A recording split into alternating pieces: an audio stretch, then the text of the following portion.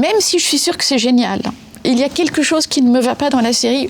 Je me souviens d'avoir, dans le passé, regardé une série, et ce qui ne m'allait pas, c'était le côté addictif.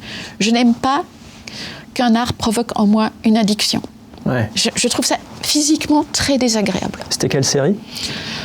C'était Desperate Housewives, et je vous assure que ça me provoquait en moi une addiction, ce qui fait que même si j'adorais cette série, ça m'énervait de voir que j'en avais un besoin physique. Vous avez réussi quand même à aller au bout de toutes les saisons ou pas? J'ai vu toutes les saisons, mais à la fin, j'étais presque soulagée parce que maintenant, je ne vais plus vivre cette addiction. D'accord.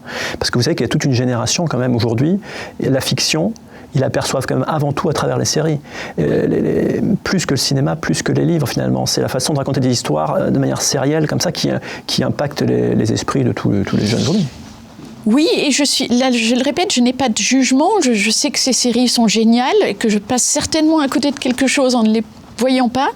Mais je le répète, la dimension chips, hein, je déteste manger des chips. Pourquoi ? Parce que c'est tout de suite addictif. Dès la première chips, on est forcé de manger le paquet. Ça m'est physiquement insupportable. Et c'est l'effet que me font les séries.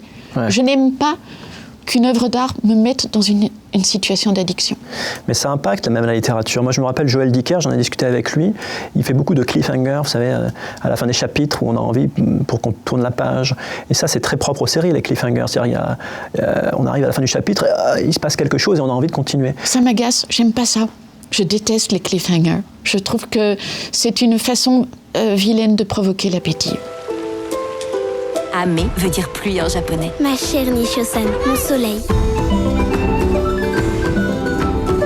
J'étais japonaise.